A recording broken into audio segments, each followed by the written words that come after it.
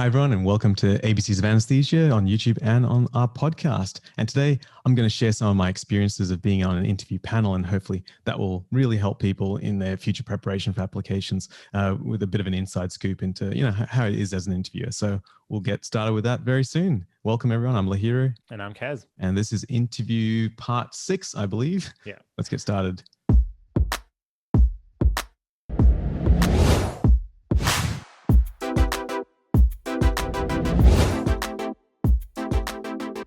Hey everyone, so welcome back. So we're really lucky in this episode to have an inside scoop of what it's like to be on the other side of the table as an interviewer for the Quick Care program. So Lahiru, thanks for agreeing to do this with us. I think it'll be really useful. So I guess, what are your kind of general reflections having been through this process very recently? Yeah, so first of all, I'm not going to give any information about anyone's performance. Obviously, this is just so that anyone going for an interview can just see how it is on the other side as an interviewer, and maybe help people just realize a few things they may have not realized. And so so I'm going to go through quite a few things, which is essentially the fact that, we'll talk about preparation, the fact that there's so many applicants, how to stand out, what to do if you don't have an answer, maybe in the fact that the panel could seem quite intimidating because there's quite a few people on the panel, and how much does the interview count. So I'll talk about those things, but also talk about the fact that now a lot of interviews are done on Zoom, and what this means for your technique and what you can prepare. Those are the things that I'll go through. But essentially, now, there's no absolute structure that every anesthetic department or any Quick Care department has to run through. So I think it's really important to know that this interview might be a fraction of the marks, the marks for your application. So maybe something will, some of it will be from the CV and cover letter, some of it will be from references and other things. And then the interview may play a small part in that, or in other situations, it may play all of the marks. Maybe they start at a clean slate after reviewing and shortlisting you from quite a number of applicants, and then the interview might can't count for anything. So what this means is you really have to take this interview seriously. You have to be so good at this, because in this 15 to 20 minutes of an interview, your job will be decided. And so there's really no room for being an average at this interview. Kaz, I think it's pretty familiar for both of us that I think we both prepared quite a bit for our interview. So I did the interview for my Quick Care job about 13 years ago, and I remember at least studying or preparing for the interview 2 to 4 weeks prior to this. And so I think if you're not doing at least that amount of preparation, you're probably doing yourself a great disservice. What do you reckon, Kaz? How did you prepare? Yeah, look, I was very similar. So I guess every year as the acuity or the significance of the job went up, the time I invested went up. So when I interviewed for the first kind of lot of Quick Care jobs, I think I did about a month to 6 weeks, and that it takes you a while to figure out what you're doing. And then by the time you have the later Quick Care interviews, you've done a lot more. And I definitely noticed a significant kind of a linear or exponential rise in the quality of my interview the more practice I did. So when it came to applying for the program, I did a lot more. So I think I spoke last time. I did quite a few months, but I did it slowly. And I think it depends how you want to approach it. Like a lot of people do six to 8 weeks, but that's all really arbitrary, right? I think saying I interviewed for 6 weeks versus I interviewed for 10 years, that's a bit of exaggeration, but a year, it's really irrelevant, because if I did one session in January and then another session in May, I've prepared for 5 months, but that's not really true. So I think it's about quality, it's about consistency, and it's about really rounding out your experience and building these frameworks in. And I think 6 weeks is probably enough for most interviews if you're happy to work hard, if you're at a pretty high level, if you can articulate and communicate well.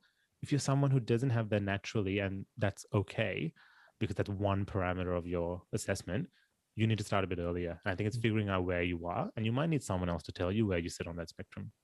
No, I think that's really good advice. So essentially, let's say you start 6 weeks prior, and that involves getting some questions, writing some answers, as well as practicing it. And then maybe, as a rough guide, maybe 4 times a week for an hour in each of those sessions. And like we mentioned in the last episode, Kaz, you're mentioning about, getting people to help you. There's lots of consultants, registrars, advanced trainees, basic trainees who'll be willing to help you, as well as parents, friends, partners. Just get used to speaking in front of lots of different people, because, trust me, it will, if you can speak in front of your sister, brother, family, and sound your best mate, and you just feel like a bit of a tool. You sound a bit funny saying these answers. If you'll feel far better in the actual interview if you've already done that practice. Exactly. And I think that speaks to the different forms preparation can take. So preparation can be interview practice, which is you practice with someone, you practice speaking and you get feedback. And I think that feedback aspect is really important, and identifying people that can give good, specific, relevant feedback is really important. Secondly, you can practice in front of the mirror, so I used Photo Booth on my Mac, and I just had gigabytes of videos. So that was really good because then I could actually see how I responded, how I structured, and try to see whether I could follow what I was trying to say. And also then you can see your progress over time. So that I insist this. I think everyone does this to some degree. Recording yourself, it's super useful. And then the other things which I think are more the paper-based preparation, Hela. So that's kind of getting the questions, thinking about the answers, finessing your examples, getting like a big document of all your experiences that you think are relevant. And that sort of bookwork is actually quite important because you want to get those ideas down in one form and then finesse them a bit later. I found a PowerPoint slide presentation was really useful. So you have a question on one slide and then all of your examples on the other slide. And that way, a Word document, I found that I could see the answers, whereas a slideshow, I can't, I've got to remember, I've got to memorize, I've got to be practiced to achieve that adequately. Yeah. And you can even make Anki cards if you wanted to. I think that's a great way of practicing. I do it for the Vivas. There's lots of different ways to do it. Yeah. Now, the other thing I want people to know, so that's the preparation and how much this interview could count towards your total. I think the other thing I want to highlight is the fact that there's so many applicants. So for, say, anywhere from 4 to 10 crit care jobs, or maybe a few more in the anesthetic training scheme, you may have anywhere from 150 to 300 applicants. So the process is that there'll be a number of people that will shortlist, read through all the CVs and references, shortlist these applicants, and then on any given day, you'll get a number of, say up to 20 people being interviewed. Now, what does this mean? So what it takes to organize these, these interviews is that you have to coordinate a number of people. So it's very rare to have interviews on a number of different days. So, essentially the group will get together, the panel will get together on one day, roughly have 20 minutes per candidate. And so if you're starting at 8 in the morning, you're really going, 20 is about the maximum number, maybe 22 applicants through the entire day. And so that you have to stand out because it's very hard to specifically rate and rank 20 people. I think it's one of those things, again, the interview, you've got to really stand out. You've got to be very well prepared, be quick on your feet, be rehearsed to a certain extent, and be able to show other things, like just be honest and vulnerable in certain aspects to show that effort. Which probably leads on to the next question. With so many applicants, how do you stand out? And I think in my experience, the people that really stood out had, great frameworks for their answers. And I think we've mentioned this in previous episodes. When you're asked, especially on Zoom, why should we employ you at this hospital? Why do you want to come here? Why do you want to be this kind of anaesthetist or doctor? Being able to highlight a list of things, say, these are the 3 things that I care about. These are the 5 things that I think I bring best. And then going to detail, I think that's a far better way of getting my attention. So I know that you're going to talk about these things. Maybe one of those was actually particularly interesting to me, and I'll ask you more about that, instead of saying, I'm a fantastic team player and I'm going to ramble on about this for who knows how long, and then go to the next point. I'd rather you give me the list and then the detail. And I think that makes a really big difference, right? I think someone who's talking from A to Z, it's really hard to follow and there's no structure. It's actually a lot more work to compute what they're trying to say. And I think, especially when you're interviewing that many people, I imagine by the end of it, you want whatever's easy to consume, and it's easy for you to understand that. So the less work you make it for the interviewer to understand what you're trying to say, the better you're going to be. Yeah, you've got to prevent these interviewers from zoning out when you're about to say something particularly interesting. Let's say you give a bit of a preamble, but then you really care that they know about how much research you've done. One of those things, like, so let's say your interview does count for everything, and you start at a clean slate. You probably want to highlight the amazing aspects of what research project you've done, or what initiative you started for whatever charity organization, or how much money you raised for someone, or the fact that you started teaching, unfortunate or under-resourced areas of Melbourne. So I think these are the things you want to be able to stand out and speak to eloquently to really show off yourself. And a lot of this, it doesn't come naturally. I think most people don't like to talk themselves up and brag, but it's not bragging if you're asked genuinely a question. You got to be really well rehearsed at just telling information and facts. It's not bragging. They've asked you and you're just telling them what they want to know. Yeah. I also think that because we're constantly, if you're applying for these jobs, you're surrounded by people who are doing very similar things. So, you know, your frame of reference changes, right? So I think a lot of people forget that they do really impressive stuff outside of medicine. So I remember I was doing interview practice with a friend of mine and I was like, oh, like, you know, tell us about yourself outside of medicine was one of the questions we practiced. And she's like, oh, well, I don't really do anything. And I'm like, yes, you do. You did this like Oxfam trail run. You did this. You have a dog, blah, blah, blah. And she's like, oh, I just didn't think of them as interesting things because they're my life. So often you need someone else to say, tell you what you do that's a bit different and interesting. Yeah, you're right. We all habituate to whatever exceptional stuff we do and it becomes normal. And, you know, we probably don't think what we do is that exceptional. So yeah, it does help to have someone else kind of tell you that that's pretty cool. Exactly. Hence, again, working with your colleagues, practicing answers, it really highlights that.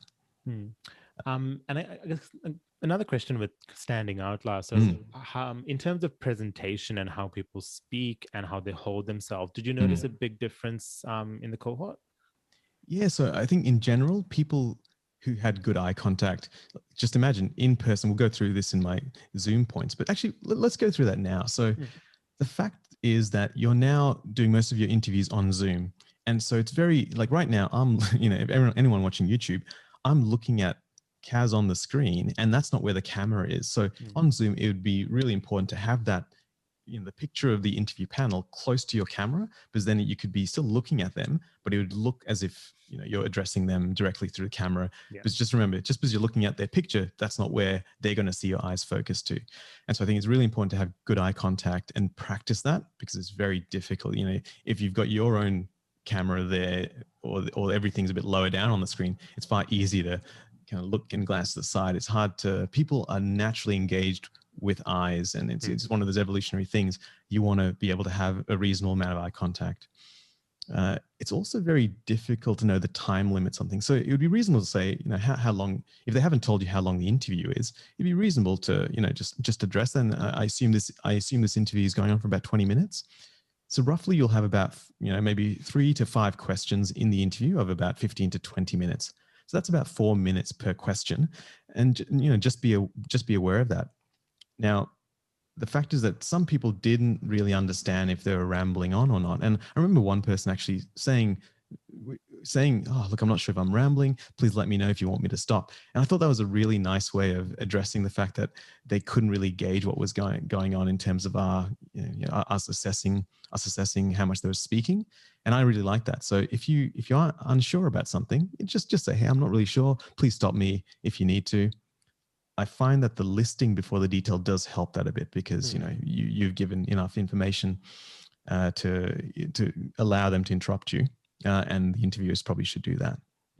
But definitely, I think standing out, eye contact, being able to, you know, have great frameworks, well thought out answers, eye contact, as I mentioned, and just presenting the information as confidently as you can, as well spoken as you can, you know, in that Zoom environment is really important.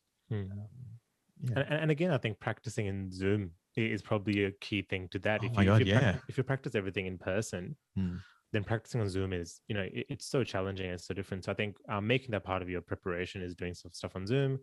And again, like the simple stuff like camera placement. You know, I've changed my camera angle like 3 times since we started recording these today.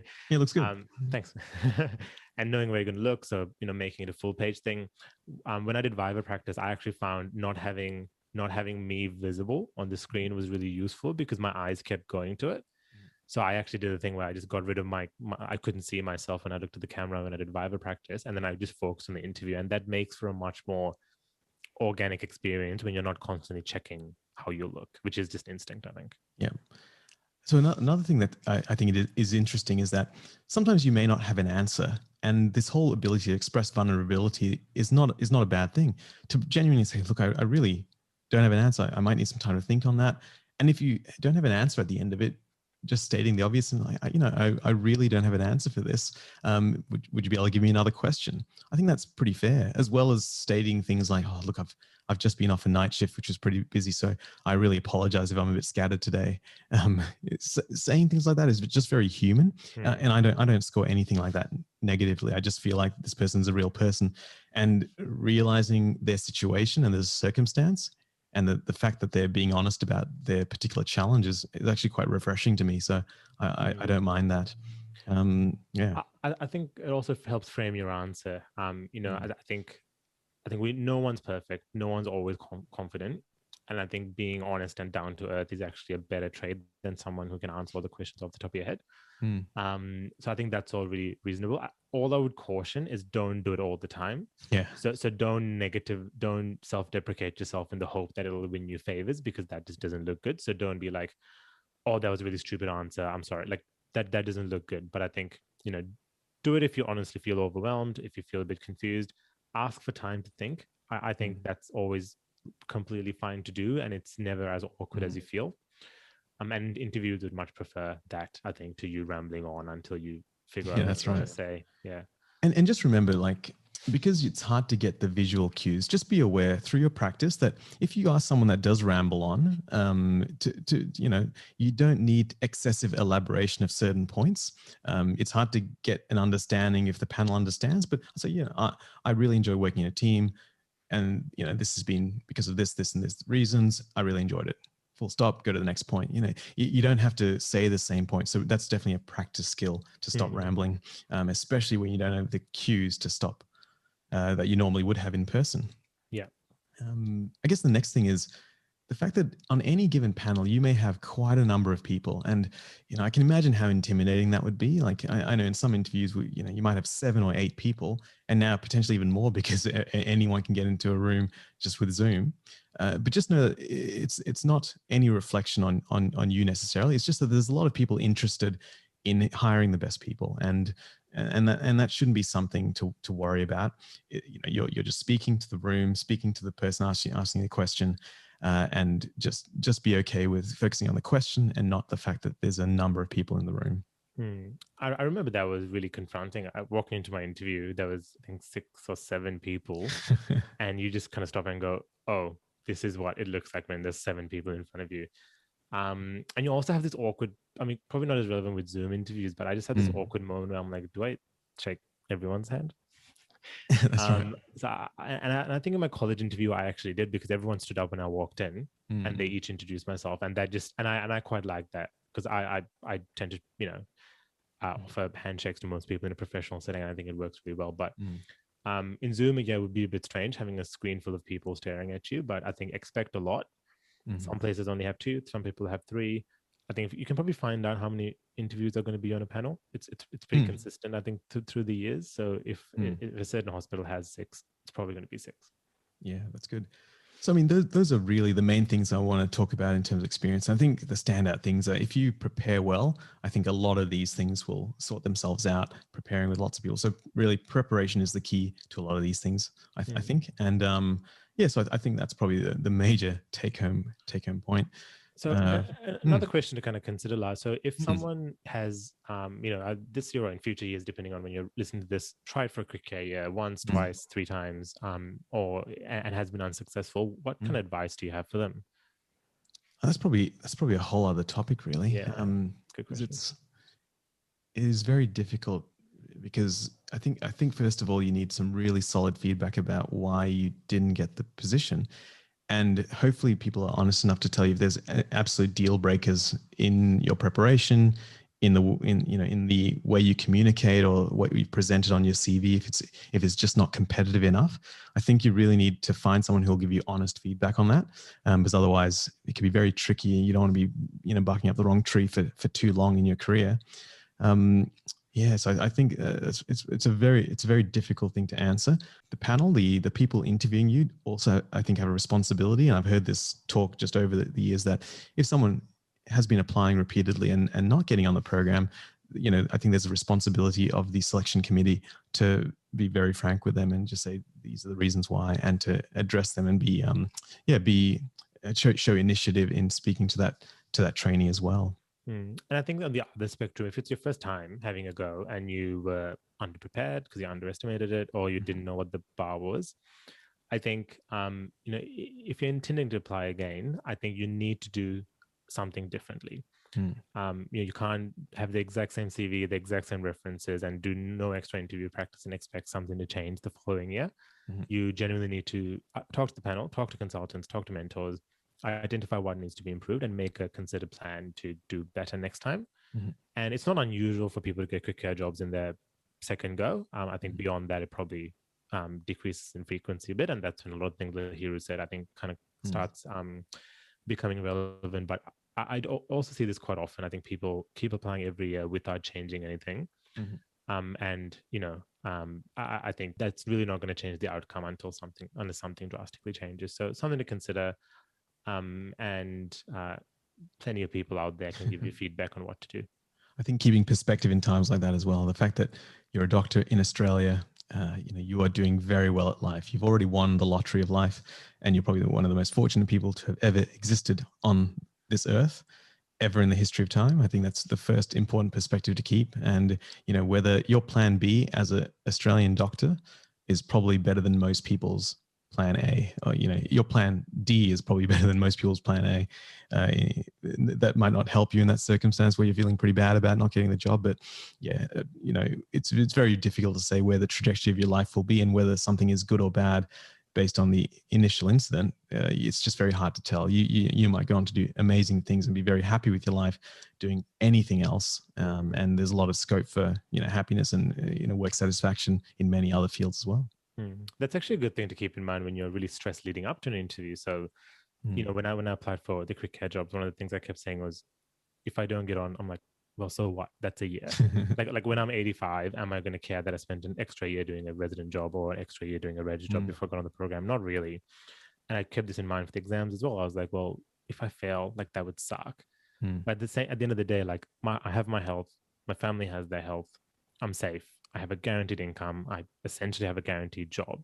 I'm never going to be wanting for, survival, shelter, or love. Like if you can change your frame of things, then you can kind of just take that emphasis off it a little bit and kind of be kinder to yourself and realize, yeah, this is important and you should work really hard for it. I completely agree. But at the end of the day, you can take a bit of that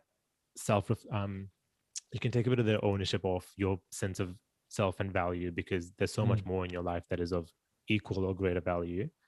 And I think that'll just help you manage your stress and your mindset and be mindful in the lead up to that, which I find really helpful. No, I think that's a really great summary. I think that's probably all we have time for until the next episode. So I think that was pretty much part 6 of 6 interview tips and techniques. I'll probably post after this round of applications. We'll post a few live interviews. And again, if anyone wants to be on this, being interviewed, I think it'll be really helpful to other people, but also to yourself. So please contact us at anaesthesiapodcast@gmail.com. And otherwise, thanks very much for listening and watching. Please share with anyone who might be interested. We really enjoy the support everyone gives us on this podcast and the fact that it is helping people out there. So thanks very much and see you next time. See you then.